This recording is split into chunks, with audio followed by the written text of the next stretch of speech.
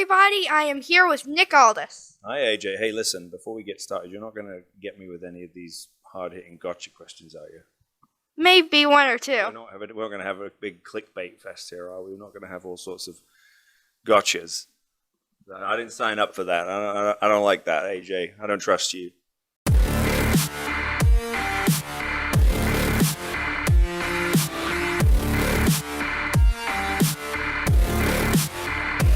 If there was ever going to be a movie about you, who would play you? Oh, gosh, I don't know.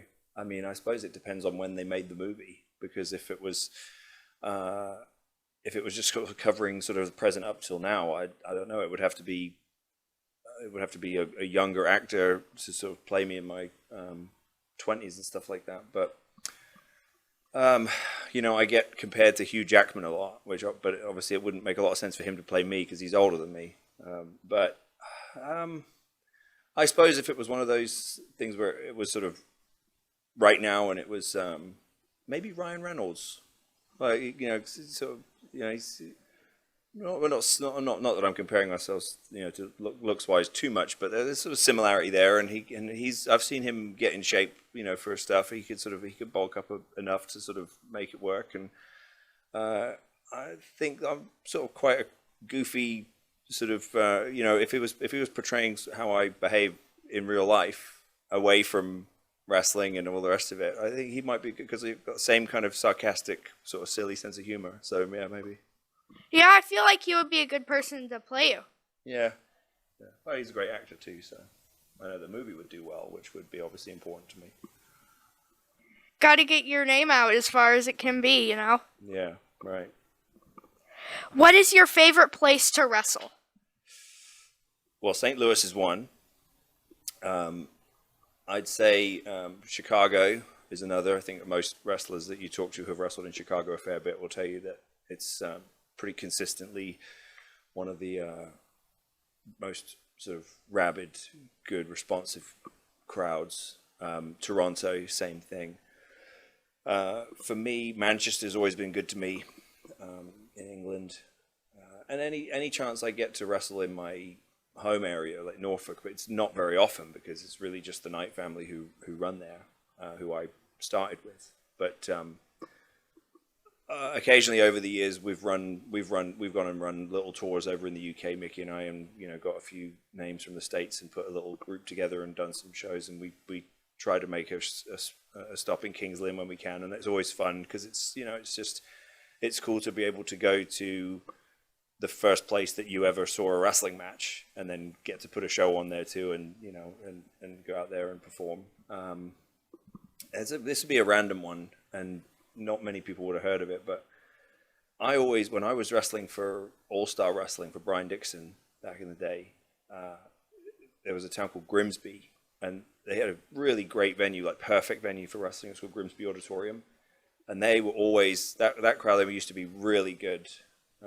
There was a lot of All-Star venues were really good back then because he would run sort of theater type venues that were like mini bowls, so like mini arenas, and there'd be sort of about 1,000 people ish, but they would often be packed, so the atmosphere would be amazing, and they were all family crowds. There was a lot of kids, and there was a lot of families, and it was a lot of so it wasn't all 40-year-old guys in black t-shirts. It was a lot, it was a sort of diverse mix of people who were excited to be there, and they weren't like trying to, they weren't sitting there trying to pick apart your match and hijack the show. They were having fun, and it was, that's how a lot of us learned, was wrestling crowds like that. So I have a fond place in my heart for Grimsby Auditorium and a lot of places like that.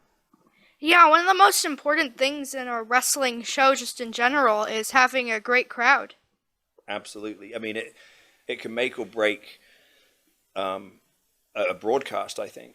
I think one of the biggest sort of disservices that's been done to wrestling, and I used to get told this a lot, as a rookie, like when you're working on TV, you'd always get told, like, don't worry about the people, just work for TV.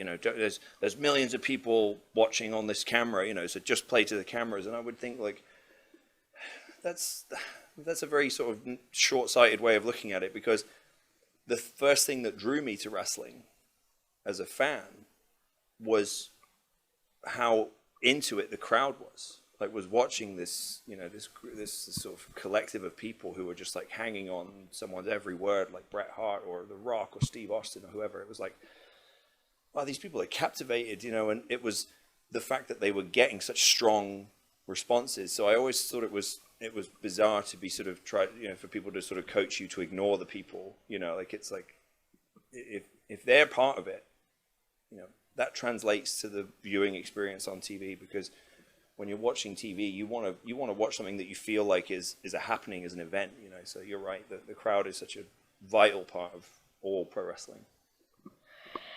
There's been a lot of controversy around your NWA release.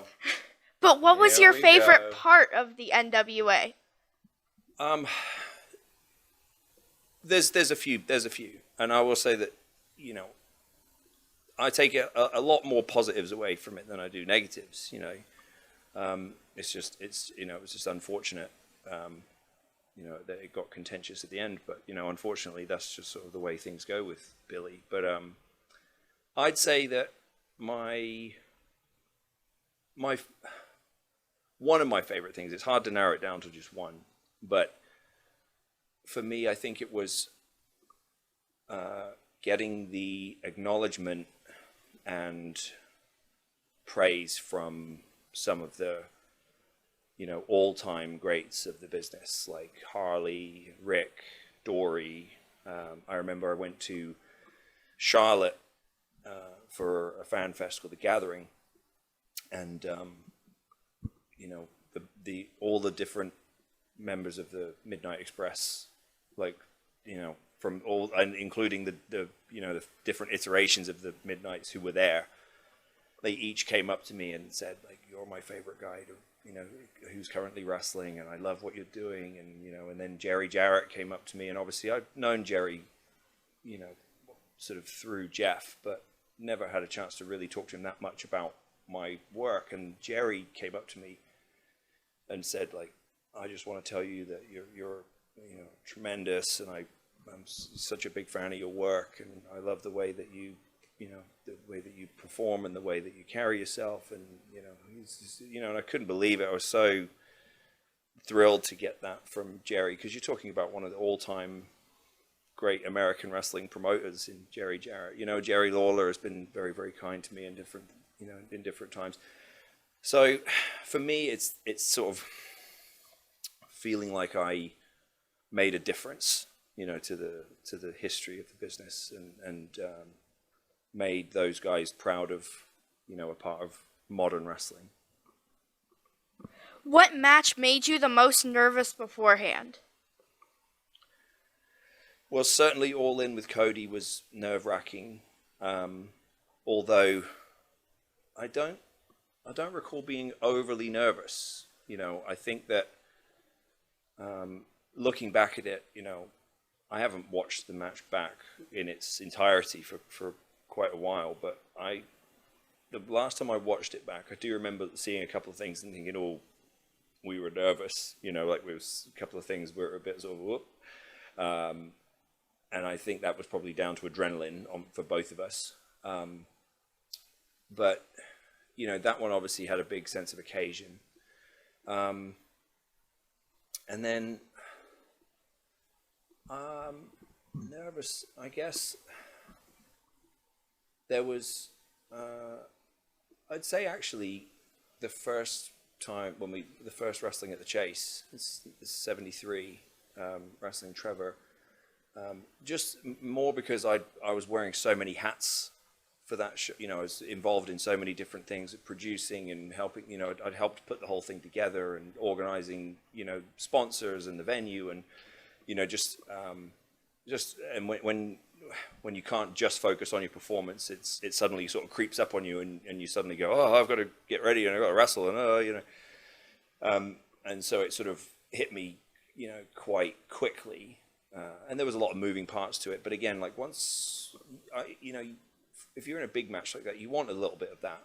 Like you need a little bit of nervousness, because that's what then after the sort of first 4 or 5 minutes, and you sort of get that sort of initial nervous energy out.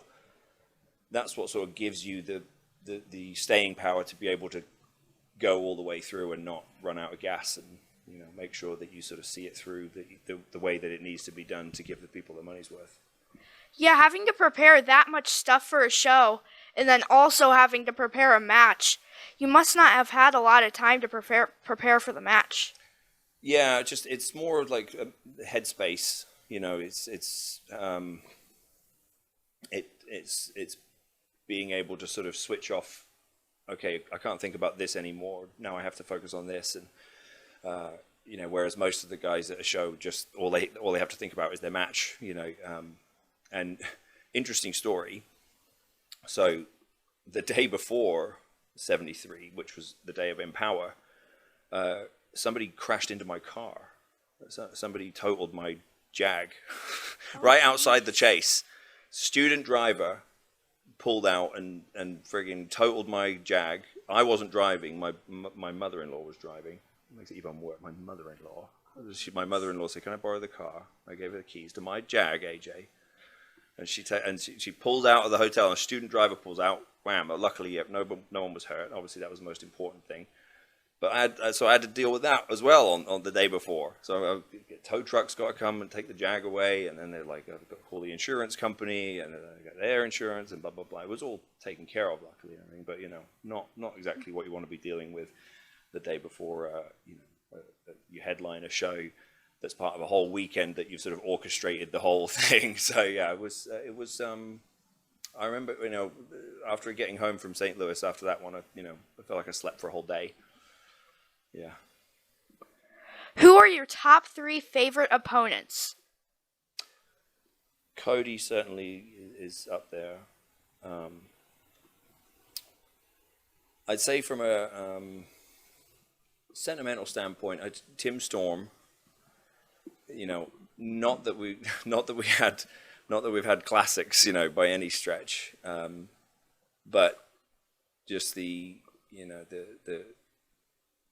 chemistry I really admire Tim so much, and I thought that I take the stuff I did with Tim as a great I have a great sense of accomplishment for it, because it was sort of making something out of nothing. And I'm not saying Tim is nothing. I'm saying like what we had at that time, Tim was not well known.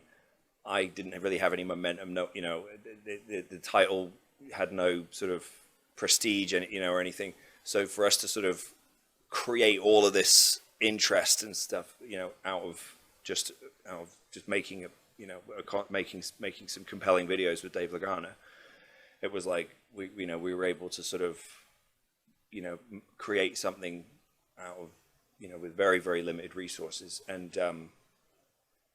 Tim, he trusted me 100% to sort of tell the story right, which is tough to do in wrestling, because it's hard to know who to trust, right? And obviously it takes a great amount of trust with your opponent to know that they have your best interests, and you collectively have the interest of the audience, as first and foremost. So yeah, I'd say Tim. I haven't wrestled him for a long time, but I loved wrestling Samoa Joe and AJ and Jeff Hardy. I mean, anyone who's wrestled any of those guys would tell you. So it's not like I'm breaking any new ground here. But I always enjoyed wrestling Joe, because we had great chemistry. First as tag partners and then as opponents. And I always enjoyed being able to be I like being a heel, right? And most of the time I like to sort of do cat and mouse kind of matches. But with Joe, it was fun to do a lot more stuff that I could borrow from like Flair and stuff. The sort of a little bit more cowardly and a bit more kind of feeding his offense and being more of sort of ragdolled around a bit and stuff, and and giving the people that satisfaction of seeing this smug British guy get his butt kicked. It's a sort of fun spot to be in. Yeah, sometimes it's fun just watching the heels get their butt whooped. that's what wrestling is, isn't it? I mean, I've never had, I've always felt like wrestling at its core is pretty simple. It's like present some personalities and then let the people decide which one they want to see get their butt kicked, and then let the other guy kick that guy's butt. So it's pretty straightforward. What are some dream opponents for the rest of your career now that you're not tied to a single promotion? Well, I would love to wrestle Bryan Danielson. I've never wrestled him in a singles match. We actually did do some tag team matches a long time ago when I was like a complete rookie. I think it was my first year in wrestling in England. But obviously he's, as far as sort of a in-ring performer, he's sort of cream of the crop, right? Roman, obviously, if you're in this business, you want to work with the alpha, the top guy, and I don't think I'm being unrealistic when I say that I could pose an interesting contrast of character to him. I think, and from a sort of credibility standpoint and a size standpoint and personality standpoint, I think that I match up well with guys like him. There's Gunther is a name that gets thrown out a lot, and I know that he was very complimentary of NWA Power when when we first started it, and and me and what we had done and stuff like that, and I was always very grateful to him for being gracious about that, and now seeing what he's sort of evolved into, it's you sort of look at it and think that would be a compelling matchup with the right circumstances. Drew McIntyre, I think that British fans, I think there would always be, with the right circumstances, the heavyweight English guy against the heavyweight Scottish guy, in Britain would always be, that could always be an attraction. And sometimes it's like, you just want to look at it from a, simplistic point of view, and it's like, that's, that wouldn't take a lot of effort to make that one an attraction. Can you tell me anything about your future plans in wrestling? Well, yeah, only as much as that I'm enjoying free agency and not in any rush to, it's not like I'm sitting there going, oh, the clock is ticking. If an opportunity comes, it comes. In the meantime, I'm going to be, I've got bookings all over the world. Like next month I go to Canada, Australia, Chicago. I go to the Jericho cruise, so I go to the Bahamas, and I've got a bunch of stuff in the UK all through the year. So I'm not, I've been around too long to sort of put all my stock in the idea of signing a contract somewhere. And I think, what I did with the NWA, again, it was, no one would have ever been able to predict that would happen. So I'm sort of confident in my ability to create opportunities for myself, as not just wait for the phone to ring.